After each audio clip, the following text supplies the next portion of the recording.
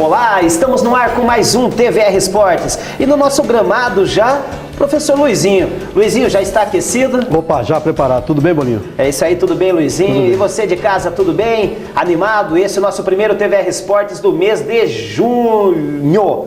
junho. Primeiro TVR Esportes do mês, muita animação, vem festa junina por aí, mas o nosso gramado, o espetáculo não para, na verdade. E como sempre fazemos aqui, estamos cobrindo a base dos times de nossa cidade. E é por ela que vamos começar. O Atlético Sorocaba recebeu convidados novamente no estádio municipal Domênico Paulo Mitidieri, na cidade de Votorantim, nesse último sábado, dia 30. Exatamente, o Sub-15, Sub-17 do Atlético Sorocaba receberam os convidados lá, né, sob a direção do técnico Fabinho. A equipe Sub-15 do Clube Atlético Sorocaba, que vinha de uma derrota por 1-0 para o São Paulo no último sábado, 23, entrou em campo nesse sábado, dia 30, para o jogo de volta contra o Juventus. A primeira partida na capital, em São Paulo, o jogo terminou empatado e o resultado se repetiu também aqui no gramado do Domênico Paulo Mitidieri. Com um passe do camisa 5, Breno, Iago, camisa 10 do Galinho, estufou a rede do adversário marcando o gol do Galinho e foi só, parou por aí. No próximo final de semana eles enfrentam a equipe Sub-15 do São Caetano. Então tá aí, belíssimo empate, né? Esse empate do Sub-15. Já o Sub-17, a equipe Sub-17 do Galinho, Sorocaba, venceu a equipe do Juventus por 1-0. O gol foi feito pelo camisa 6 do CAS, Vitor, o Catarina, como é conhecido no meio dos colegas. Esse resultado foi importante para a equipe, que assim como o Sub-15, havia perdido em casa para o São Paulo por 3-1. Né? Então tá aí, belíssimo jogo. Agora o Sub-20, no comando do técnico Julimar, foi até Cotia, né, professor Luizinho? Foi até Cotia. Exato. Enfrentar lá no caso, o time da cidade, o time que leva o nome da cidade, Cotia, porque Cotia também tem o time do São Paulo, né, que tem o CT lá. Mas foi até Cotia enfrentar o Cotia. E parece que foi bem, se deu bem lá, né, Luizinho? Conseguiu aí o seu empate num belíssimo jogo lá contra o Cotia. O que você achou dessa apresentação da base do Atlético Sorocaba nesse final de semana, Luizinho? Vem seguindo a tendência, vem mantendo os resultados.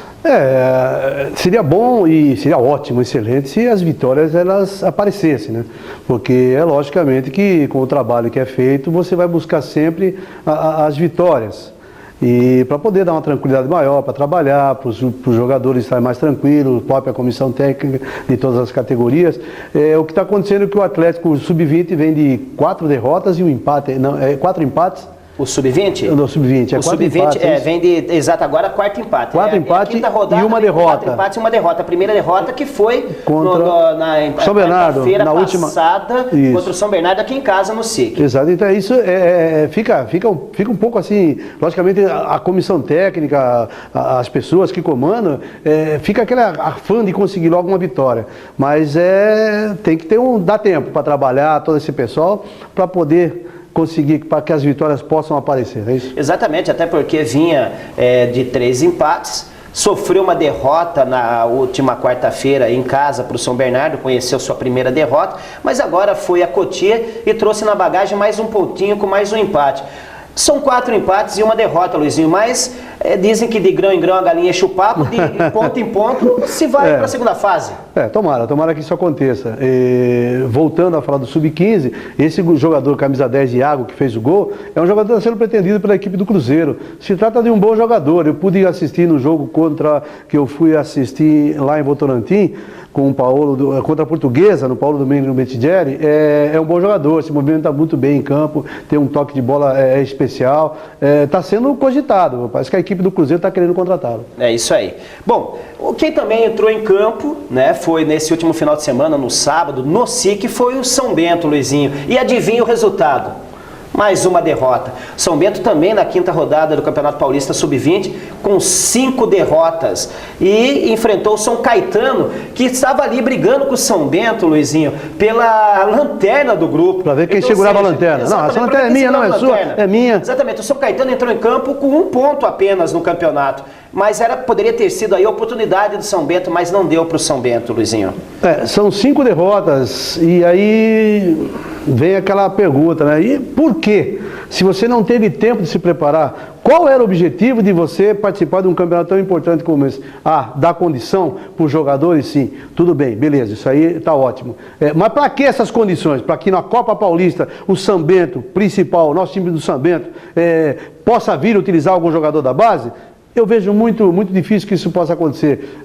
Porque aí o treinador de lá de cima vai falar, mas vou usar quem? Joga 5 jogos, perde 5, então fica meio complicado. Fica meio triste para a torcida. Meio não, muito complicado. Muito triste para a torcida. O São Bento perdeu aí para o São Caetano, você está vendo nas imagens, pelo placar de 3-1 em casa. Conseguiu fazer o seu primeiro gol no campeonato. Até então o São Bento vinha de derrota sem ter marcado nenhum gol sequer. Fez o seu primeiro gol. Começou animando até a torcida que estava presente, mas infelizmente ficou só nesse um gol e perdeu por 3-1. Lembrando que o Campeonato Paulista Sub-20, na primeira fase, ele terá 22 rodadas. Então estamos apenas na 5ª rodada, de um total de 22, mas que tem prazo para terminar no dia 3 de outubro. Então, Luizinho, podemos dizer, bom, está na 5ª rodada apenas, tem 22, dá tempo? Eu acho que é um pouco difícil. Você tinha que estar somando, pelo menos somando um ponto aqui. Exatamente. Fica muito complicado. E aí depois você vê o nível. O nível do Sub-20, aliás, eu vi muito pouco, mas é baixo. Agora, eu saio um pouquinho disso aqui, do Sub-20 nosso, aqui do Brasil, e no último final de semana começou a Copa Mundial Sub-20, que está sendo jogado em Nova Zelândia. Eu pude assistir 4-2 a vitória do Brasil de virada em cima da Nigéria, mas todos os jogadores, a maioria, salvo o garoto do Palmeiras, o Gabriel Jesus, bom jogador, por sinal, ele mais uns 2 ou 3 que jogam no Brasil, o resto tudo joga na Europa, todos jogam na Europa. Mas aí fica aquela pergunta, por que estão saindo tão cedo nossos jogadores? Por que será que estão saindo tão cedo? Essa é a nossa pergunta. E aqui fica esses campeonatos sub-20 que nós estamos vendo, é de baixo nível. Porque os principais jogadores, aquele que é mais qualificado, já estão saindo para a Europa. É isso aí. Bom, professor Luizinho, então vamos sair para um breve intervalo, que já chegou ao final do primeiro tempo. Já voltamos com mais São Bento e muito mais aí para você que está em casa nos acompanhando. Continue com a gente. Voltamos já.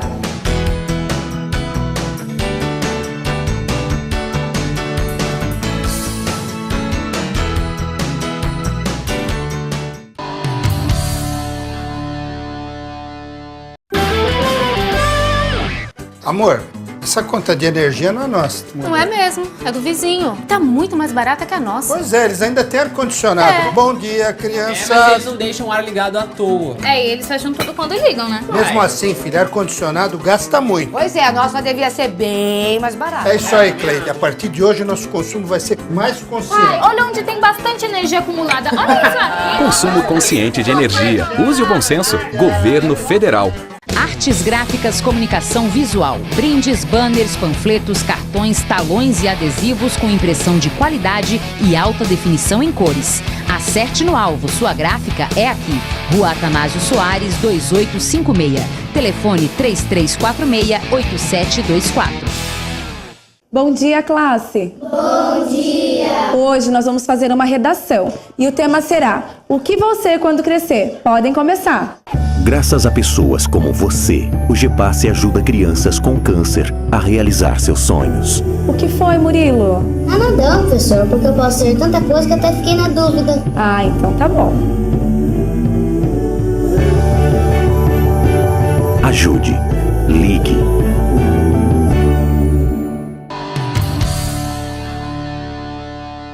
Estamos de volta, segundo tempo do TVR Esportes, no nosso gramado aqui, professor Luizinho Costa, aquecido como sempre, né? Sempre muito animado, né, professor Luizinho? Com certeza. Professor Luizinho, nós saímos para o intervalo do primeiro bloco falando do Esporte Clube São Bento e vamos voltar agora para o segundo também nesse assunto aí, eleição. O Esporte Clube São Bento realizou nesse último final de semana, também no sábado, a sua eleição que reelegeu Fernando Martins ao cargo de presidente do clube. Tá? E num total de 234 sócios, né, que estavam aptos a votar, 96 compareceram às urnas para poder confirmar a permanência aí do Fernando Martins à frente do clube. O que você achou dessa reeleição do Fernando? Só tinha a chapa dele, né? Nada mais do que justa. A permanência do Fernando com a própria com a mesma diretoria e o seu time dá continuidade no bom trabalho que foi feito. Então, eu estou de acordo, mas eu cobro e vou cobrar sempre. Esporte Clube São Bento, dirigente Fernando, Xixo, toda essa galera, o Cubas, o Dr. Márcio, é isso? E a eleição do Dr. Márcio que está votando aí, ó. Exatamente. É o Dr. Márcio Rogério, que é o atual vice-presidente agora dessa chapa, foi eleito vice-presidente do clube. Vamos resgatar a categoria de base do São Bento, sub-15, 17 e o sub-20, mas pertencer ao São Bento. Não é possível que eu não possa ter condições de fazer um trabalho. E outra, não custa tanto dinheiro assim, rapaz. É brincadeira. Vamos voltar ao Esporte Clube São Bento, ser formador e vender futuramente, como o São Bento sempre foi. Porque ultimamente o São Bento não formou mais ninguém e não vendeu mais ninguém também. É preciso que essa diretoria tenha a sua mente voltada também, principalmente para a base, porque aí está a saída de tudo e os futuros jogadores do Esporte Clube São Bento. Exatamente, então tá aí mais um belíssimo desafio, né, para o presidente reeleito Fernando Martins e tendo como vice-presidente aí o Márcio Rogério, que você viu nas imagens votando nessa eleição do Esporte Clube São Bento no último final de semana. Então boa sorte e mais essa gestão, mais esse mandato da diretoria, tá aí o presidente Fernando Martins. Então boa sorte ao Fernando Martins, que está mais uma vez assumindo esse compromisso com a torcida, né, são bentista e com a população de Sorocaba. Professor Luizinho, vamos falar agora de Copa do Brasil, falar Copa do Brasil, permanecer aqui na nossa região com o Ituano, o time do Galo da cidade vizinha de Itu tá fazendo bonito, né, Luizinho? Com certeza, o time, ele foi a Goiás, Goiás em casa, e apesar das dificuldades, né, sofridas lá, o time conseguiu se manter, jogando no Serra Dourada, que tem dimensões bem maiores que as atuais dos estádios da Copa do Mundo, sofreu um gol ainda no primeiro tempo, teve um pênalti claro não marcado, e a 4 minutos do fim, Luizinho, levou o terceiro gol. E o árbitro ainda deu 7 minutos de acréscimo. Luizinho, isso é Copa do Brasil? Tem que jogar com o regulamento debaixo do braço, meu amigo? Não, tem que ser esperto, tem que saber. Logicamente que o Ituano foi a Goiás enfrentar até então o primeiro lugar, o líder do Campeonato Brasileiro. E logicamente que uma derrota de 3-1, mas com o resultado que tinha feito na cidade de Itu, 2-0, isso aí bastou para que o Ituano conseguisse passar para outra fase da Copa do Brasil. Copa do Brasil, esse mata-mata é meio complicado, aliás, não bastante complicado, mas o Ituano está se comportando bem. É aquela história, perdeu, mas levou. Exatamente. Perdeu, mas levou, tá aí as imagens, você está vendo as imagens, lá no Serra Dourada, o estádio gigante, dentro dos padrões hoje de estádio de Copa do Mundo, né? Com certeza isso exige muito mais dos jogadores. Com certeza. Eu não tive o prazer de jogar nesse estádio não, mas pelo que eu converso com as pessoas que aí jogaram, o próprio Levi Coupe, quando a gente conversa, diz que é brincadeira, o Serra Dourada é danado. Aí filho chora e mãe não vê, viu? Exatamente. E a torcida comparece, hein, Luizinho? Jogar aí também tem aquela pressão toda peculiar do time que joga em casa, porque o torcedor comparece, o torcedor goiano, ele comparece em peso no Serra Dourada para poder dar força para o seu time. Tá aí, olha o pênalti bem cobrado, né? Mas foi anulado, como disse aqui, não teve jeito, entendeu? Voltando, professor Luizinho, mas o Puglisi, ele é o cara que sabe o que está fazendo realmente à frente do clube, né? Olha só a entrevista que ele deu antes desse jogo. Não dá para pensar assim, né? A gente tem uma vantagem considerável, mas é um resultado perigoso. 2-0 é um resultado que não decide nada. A gente passou uma experiência parecida contra o Joinville, teve muita dificuldade no jogo da volta lá. A gente perdeu de 1-0, mas a gente passou dificuldade lá com um jogador a menos. Foi um jogo que a gente teve pouca posse de bola, a equipe sofreu bastante, então a gente sabe que vai ser um jogo complicado. A gente tem conversado bastante sobre isso, né? Eu tenho sido bem direto com os atletas e a gente sabe que se a gente conseguir fazer um gol, a situação fica mais favorável para a gente acaba dificultando bastante para o adversário, mas a gente tem que ter cautela também. Jogar no Serra Dourada é diferente, é difícil jogar lá pelas dimensões do campo, então a gente tem que ter bastante cautela. O Goiás vem fazendo uma excelente campanha no Brasileiro. Eles ganharam do Palmeiras, ganharam do Atlético Paranaense, empataram com o Vasco fora de casa. Aliás, ganhar de 2-0 do Atlético Paranaense, que é um resultado que complica bastante pra gente. É um time que marca muito forte, um time bem organizado e que tem uma transição muito rápida, uma transição ofensiva com muita velocidade, principalmente pela característica dos seus 2 atacantes. Então, a gente tem que ter muita cautela, principalmente porque a velocidade num campo grande como é o Serra Dourada é uma arma perigosa.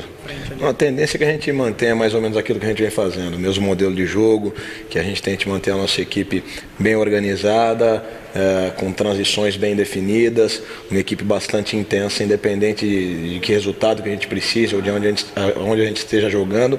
O importante é a gente dar sequência naquilo que a gente vem fazendo. É verdade, eu acho que demonstra como a gente enfrentou um adversário forte, competitivo, de Série A de brasileiro, e que, aliás, faz boa campanha na Série A do Campeonato Brasileiro, né? É um jogo difícil. Jogar contra o Goiás é complicado, jogar contra time de Série A é uma realidade de estrutura, uma realidade financeira completamente diferente da nossa, e isso, obviamente, gera dificuldade. Tá aí, mostrou que conhece o time, que sabia bem o que enfrentaria lá no Serra Dourada, falou das dimensões do campo, falou da questão do atual, até então, campeão, atual líder da Copa do Campeonato Brasileiro, e falando também que aproveitaria a mesma receita que vinha tendo, jogando, claro, com o resultado conseguido aqui, né, no Velho Júnior. Conhece o time, é um técnico realmente muito centrado, Luizinho. Ele é centrado e está tendo a felicidade de fazer um bom trabalho, e a permanência vai dando condição para que o Ituano, a equipe, jogue realmente da maneira que ele gosta, e ele quer, e ele pretende. Agora, ele esqueceu de falar na entrevista dele, que ele ia enfrentar o Goiás, um time que tem 6 garotos da base do Goiás como titulares da equipe.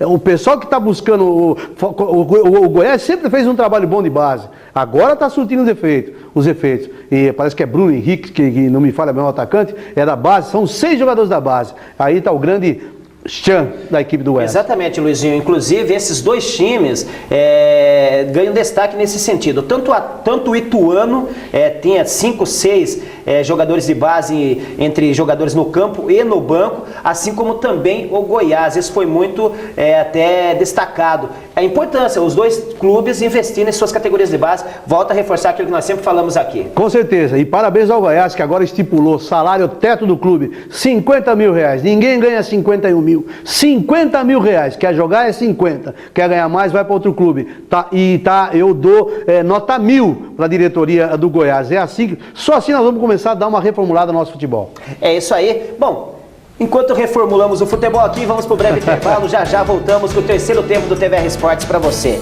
Voltamos já.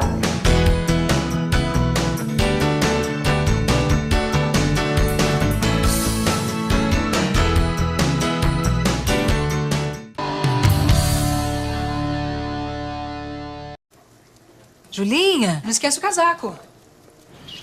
Julinha, não esquece o protetor solar. Julinha, não esquece de escovar os dentes. Você que está sempre se lembrando de proteger sua filha, não pode se esquecer da vacinação contra o HPV para meninas de 9 a 11 anos. Ela previne o câncer do colo de útero, que afeta 15 mil mulheres todos os anos. Procure uma unidade de saúde do SUS ou fique atenta ao período de vacinação nas escolas. Vacinação contra o HPV, proteção para a menina, saúde para a mulher.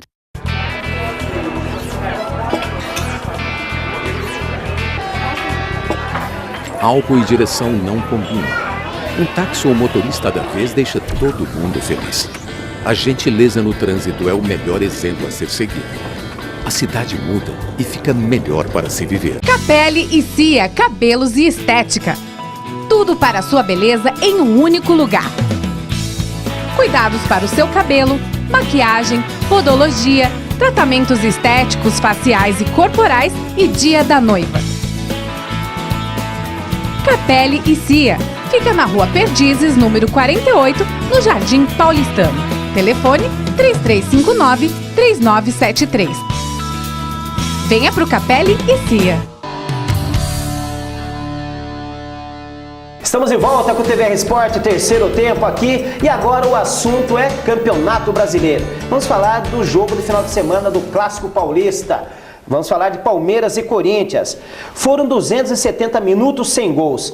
3 partidas seguidas tropeçando em Joinville, Goiás e Asa. E 2 semanas de muitas críticas.